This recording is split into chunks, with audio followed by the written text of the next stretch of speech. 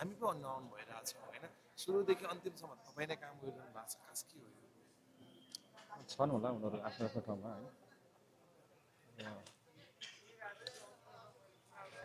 कहाँ दिन आउनु पऱ्यो यस्तो समयमा बिरामीहरूलाई भेट्नु पऱ्यो जो लिडर हुन्छ लिडर चाहनुहुन्छ आर्यघाटबाट चाहिँ उहाँहरू लिडरसिपमा दिनु तयार छु सबैजना लिडर बन्ने भइहाल्यो नि मलाई चाहिने पनि होइन लिडरसिप मैले पहिलादेखि भनेको छु तर काम गर्ने मान्छे हुनुपर्छ जस्तो लाग्छ मलाई चाहिँ होइन मभन्दा पनि अझै बेसी काम गर्ने हाम्रो जेनजीहरू पहिलादेखि खट्नु भइरहेछ उहाँहरू मिडिया पनि आउनु भएको छ बिहानको 3 बजेसम्म सुत्दैन बिहानको 6 बजे उठ्छ त्यस्तो त्यस्तो मान्छेहरू पनि छन् पछाडि होइन काम गरिरहेछन् होला उनीहरूको बाध्यता होला अब ठिकै छ अब लिडरसिपहरू उहाँले क्लेम गर्नु सबैजना क्लेम गरिरहेको छ उहाँहरूलाई लिडरसिप राम्रो जस्तो हामीले लिडरसिप कसरी मान्ने जो व्यक्ति आन्दोलनमा नै आउनु भएको छ अब उहाँहरू आफैले बोलेको कुरा है अब हामीलाई त थाहा नै छैन उहाँहरू आफै भन्नुहुन्छ कि आन्दोलनमा नै हामी गएनौँ पहिल्यै थ्रेड भयो भन्नुभएको छ जो व्यक्तिहरू आन्दोलनमा कहिल्यै अनुहार देखिएन ती व्यक्तिहरूले मिडियामा बोलेको भएको लिडर मागिरहनु भएको छ र थ्रेड तपाईँमाथि देखिन्छ शीर्ष नेताहरूले तपाईँलाई एट्याक गरिरहेछ तपाईँ यहाँ आएर लास जलाइरहनु भएको छ यहाँ सेनाको सलामी चाहियो भने तपाईँलाई खोज्नुहुन्छ मृतक परिवारहरूले यो त कस्तो भयो भने जस्तो सुदन गुरुङलाई खास मिडियामा चाहिँ एन्टी बनाइदिने अनि फेरि यहाँ अर्को तरिकाले आउने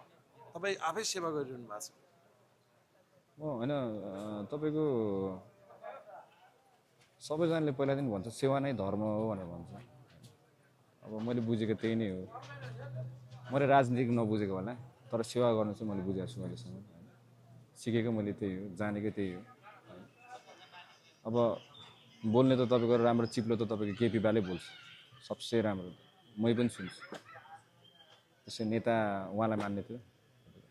बोली चिप्लो यसो भएर भएन सबैजना फिल्डमा खट्नु पऱ्यो दुःखमा सहारा दिनु पऱ्यो होइन गरिबलाई सहायता गर्नु पऱ्यो पीडितलाई न्याय दिनु पऱ्यो अब गोली हानेको त्यत्रो मान्छेहरू यत्रो दिनका दिन खसिराख्नु भएको छ होइन सबैजना होइन मलाई सकाएर तपाईँको देश बन्छ भने म सकिन नि तयार छ मलाई केही लोभ छैन केही आश पनि छैन मेरो देशको लागि तपाईँको जे गरिनु म तयार छु जस्तो दसैँ आज त फुलपातीको दिन पनि हो थाहा छैन कतिपय व्यक्तिहरूलाई दसैँ लागिरहेछ तर तपाईँलाई दसैँ तिहार यो चाडपर्व केही छैन मलाई थाहा नै छैन आज दसैँ साँच्चै हजुरले भनेर थाहा मलाई बिहान तपाईँ अघि त्यहाँ रोइरहनु भएको थियो लक्ष्मणको सब जसले गर्दा तपाईँ त्यहाँ रोइरहनु भएको थियो होइन सम्भवतः यो अझै पछि के बिस्तारै बिस्तारै झन् घाइतेहरू पनि मृत्यु भइरहेका छन् कि त्यसले तपाईँलाई अलिक छोक हो होइन अब मैले एउटा कसम के खाएको थिएँ भन्दाखेरि जब मेरो हातमा एउटा नानी मऱ्यो 72 सालको भूकम्प मान्छे बचाउँछु जस्तो जे भयो नि म मान्छे बचाउँछु अहिलेसम्म नि म अभियान देश बचाउँछु मान्छे बचाउँछु नि त्यो बाहेक मलाई केही छैन म देश सबै बचाइदिन्छु लास्टमा कुर्ची खाली राखिदिन्छु को बस्न चाहन्छु बस्यो हुन्छ म होइन मलाई इच्छा त्यति मात्र अब सकेसम्म मैले गरिरहेको छु हाम्रो टिमहरू गरिरहेछ अरू सबैजना खटि नै रहेछ बिरामीहरूलाई भेटि नै रहेछौँ हामी घाइते परिवारलाई भेटि नै रहेछौँ कतिजनाको गाली खाइरहेछौँ कतिजनाले रिस पोखिरहेछौँ सबै रिस जति त मलाई पोख्ने हो तारिफ जति अरूले पाउने हो होइन म तारिफ पनि चाहेको होइन आफू सही भयो भने तपाईँको त्यो डरै नलाग्ने रहेछ रिसाउने टाइपको त्यो हुँदो रहेछ त्यही भएर मलाई अब सक्ने गरिरहेको छु अब एउटा प्रश्न जोडिहाल्यो यो त अब पीडामा हुनुहुन्छ धेरै घाइते परिवार मृतक परिवार उहाँको उद्देश्य उहाँहरूको चाहना तपाईँले जे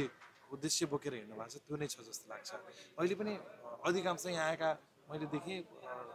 12-13जना घाइते परिवारहरू यहाँ आएर तपाईँलाई के भन्नुभयो भने सुदनजी तपाईँले नै यो लिडिङ गरिरहनु भएको छ प्लिज छिटोभन्दा छिटो प्रधानमन्त्रीलाई केही न केही भनिदिनु पऱ्यो हामीले चाहिँ हामी नै सुरक्षित भएनौँ कता कता भोलि पक्राउ गर्न हामीलाई पो आउला कि हाम्रो घाइते बन्दुक लाएर बसेका छन् कुनै हाम्रा छोराहरूलाई पो पक्राउ गर्न आउँछन् कि त्यहाँ पो डर भयो भनिरहनु भएको छ अब यो नेपाल सरकारले पनि तपाईँको सक्ने त गरिराख्नु भएको छ होइन फाइलहरू सबै खोलिन्छ कुनै पनि काण्ड कुनै पनि फाइल कुनै पनि छोडिँदैन यहाँ फाइलको कुरा आइहाल्यो म जोड्छु है हिजो प्रधानमन्त्री रहँदाखेरि कसले के गर्यो त्यो आफ्नो ठाउँमा छ र तत्कालीन प्रधानमन्त्री केपी शर्मा ओली अहिले पूर्व प्रधानमन्त्री भइसकेपछि गुन्डुमा गएर उहाँले के भन्नुभयो भने यो जो जति छन् ती सबै आतङ्ककारी हुन् जेएनजीको नाममा आतङ्ककारीहरूले यो गलत काम गरे र तिनीहरू अहिले बनेको सरकार पनि यो हुन्छ नि जेएनजीको सरकार होइन गलत व्यक्तिबाट बनेको सरकार हो अब यो हामीले जे गरिरहेछौँ यो गलत गरिरहेछन् भन्ने तरिकाले उहाँले बोल्नु भएको छ र तपाईँहरूप्रति पनि उहाँले इङ्गित गरेर भन्नुभएको छ यो एकदमै खराब भइरहेछ खराब व्यक्तिले चाहिँ देश चाहिँ सम्हाले त्यो विदेशीहरूको चाहिँ एजेन्टले चाहिँ देश सम्हाले भन्ने तरिकाले उहाँले भन्नुभएको छ के तपाईँहरू विदेशीहरूको एजेन्ट हो म उहाँलाई के भन्न चाहन्छु भने सम्पूर्ण नेपाली जनताले देखेको छ गोली हान्ने मान्छे आतङ्ककारी हुन्छ कि गोली खाने मान्छे गोली हान्ने उनीहरू आतङ्ककारी हामी गोली हान्ने मान्छे आतङ्ककारी हुन्छ गोलीमा हान्ने सरकारमा उहाँहरू चाहिँ आतङ्ककारीको नेपाली जनताले देखेको छ नेपाली जनताले बुझाएको छ त्यही भएर आतङ्ककारी त उहाँहरू नै हो मेन कुरा हामीलाई इङ्कित गरेर अझै पनि लाज लागेको छैन त्यो बुढा मान्छेलाई अझै लाज छैन यत्रो बच्चा मारेर अझै ठुलो स्वर गर्ने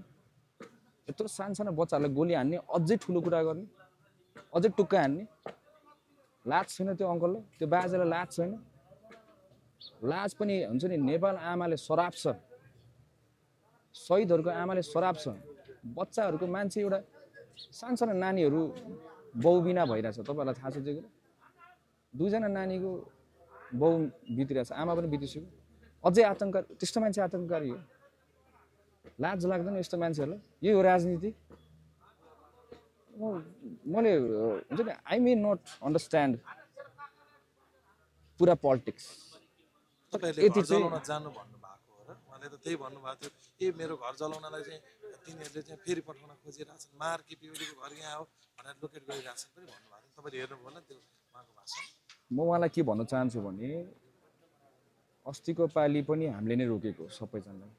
आक्रोश मान्छेहरूको आक्रोशलाई हामीले रोकेको मैले स्ट्याटस माध्यममा मलाई प्रहरी प्रशासनले होइन मलाई फोन गरेर तपाईँले रोकिदिनु पऱ्यो भनेर मलाई भनेको मलाई लगभग तपाईँको 1300-1400 बाइकमा डबल रोड बच्चाहरू दाइ तपाईँलाई यस्तो भन्ने हेर्नु दाइ तपाईँको लागि भन्दै यस्तो गर्दै भिडियो कल गरिरहेको थिएँ मैले रोकेको सम्मानका साथ रोकेको मैले बच्चाहरूलाई मैले नगर यस्तो बाबु होइन ध्वस्त भइसक्यो देश अझै यो गऱ्यो भने झन् नराम्रो हुन्छ मैले त उहाँलाई बचाइरहेको छु अझै पनि सम्मानका साथ किन कानुनले उहाँलाई कारबाही गर्ने हो जनताले कारबाही गर्ने होइन हामीले जलाएको छैनौँ तपाईँको उहाँहरूको कार्यकर्ताको फोटो छ्याल ब्याल छ सबै ठाउँमा जलाउनेहरूमा इन्टरनेटभरि उहाँहरूकै कार्यकर्ता छ कोही काङ्ग्रेसको कार्यकर्ता छ कोही एमालेको कार्यकर्ता छ कसले कसको घर जलाएको एमाले काङ्ग्रेसको जलाउँछ काङ्ग्रेसले एमालेको जलाउँछ लास्टमा गएर जेएनजीलाई दोष लाउने नेपालको झन्डा बोकेको मान्छेलाई दोष लाउने पार्टीको झन्डा बोकेको मान्छेहरूलाई दोष लाउनु पऱ्यो हामीलाई चाहिँ दोष लाउने होइन कसैले जलाएको छैन है उक्साएको उनीहरूले नै हो म अगाडि फ्रन्ट लाइनमा थिएँ उक्साएको उनीहरूको कार्यकर्ताले हो मैले मेरो आँखा खुद देखाएको छु मैले ढुङ्गा हान्ने उनीहरू हामीले देखाएको छौँ रोक्नु खोजेको थिएँ मैले यस्तो गरेर भिडियोहरू छ त मेरो तपाईँको रोक्नु खोजेको सबजनालाई अनि बच्चाहरू रोकेको हुन्छ मैले पछाडि बहिनीहरू छ केटा हो यस्तो नगर्दैन तिमीहरू सानो नानीहरू छ नगर्दैन यस्तो भनेर मैले रोकिरहेको थिएँ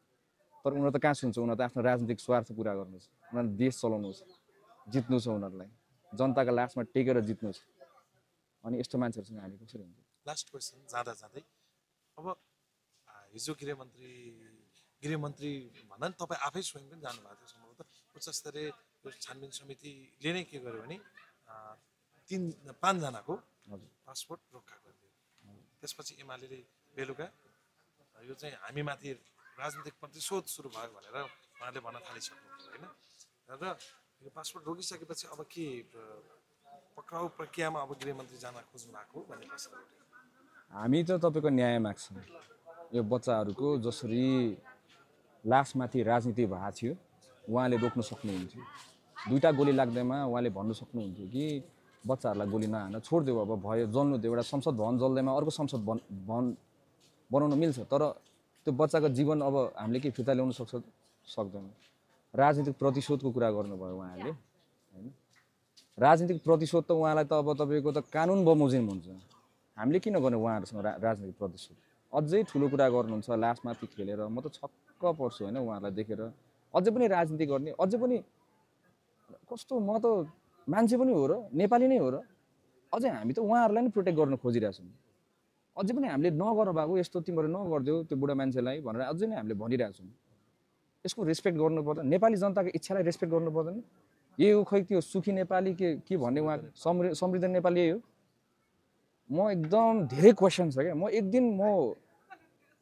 केपी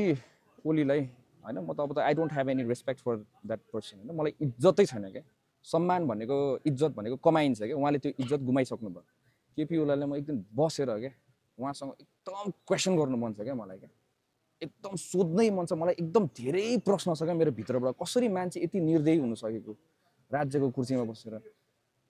तपाईँको त्यतिखेर पनि तपाईँको जब राजीनामा दिनुहोस् यत्रो बच्चा मरिसक्यो भन्दा टुक्का सुनाउँदै बसिरहेको थियो त्यो बुढाले बच्चा मरिरहेछ त्यहाँ हजुर अब रोक्नु पर्यो भनेर प्रशासनहरूले भन्दाखेरि टुक्का सुनाउँदै बसिरहेको थियो यस्तो मान्छे हुन्छ ठिक हुन्छ त देशको लागि ठिक हो नेपाली जनताले भन्छ क्या म ठिक छैन भने ठिकै छ सक्षम मान्छे हुनुपर्छ होइन मलाई बर्बाद गरेर मेरो इज्जत सब गरेर नाना भाती होइन हामीलाई के मात्र भनेको छ क्या मान्छेहरूले सबै यो झोलेहरूले पुरा साइबर सेना खटाइरहेछ नि त उनीहरूले पैसा टन्नै छ उनीहरूसँग भ्रष्टाचार गरे इन्टरनेटभरि हामीले मेरो पछाडि मात्रै यसलाई ढलायो भने सबै हुन्छ सोचिरहेको छ कि होइन मेरो प्रश्न यति मात्र हो मलाई ढलाएर तपाईँले देश बनाउन सक्नुहुन्छ होइन प्लिज बनाउनुहोस् मलाई ढलाउनुहोस् कहाँ आएर ढल्नु पर्ने म आफै ढलिदिन्छु किन यति साह्रो मेहनत यति साह्रो खर्च बरु त्यो पैसा त्यत्रो खर्च गर्नु बरु दुखीहरूलाई पीडितहरूलाई गएर भेट्नु गोली लागेको मान्छेलाई गरेर राहत दिनु होइन शहीद परिवारलाई गरेर एउटा केही घर बनाइदिनु बच्चाहरूलाई एजुकेसन दिनु स्कलरसिप दिनु म एकजना पछाडिको मान्छे लाएला यसलाई सिद्धायो भने चाहिँ ठिक हुन्छ भन्दै पुरा मेरो अनि दुईजना भाइहरूलाई बिचारा उचालिरहेछ होइन ठिकै छ बिचारा बच्चाहरूले गर्छ भने गरोस् जिम्मेवारी लियोस् होइन देश बन्नु पर्यो मलाई त्यो बाहेक मलाई केही प्रब्लम छैन हजुर थ्याङ्क यू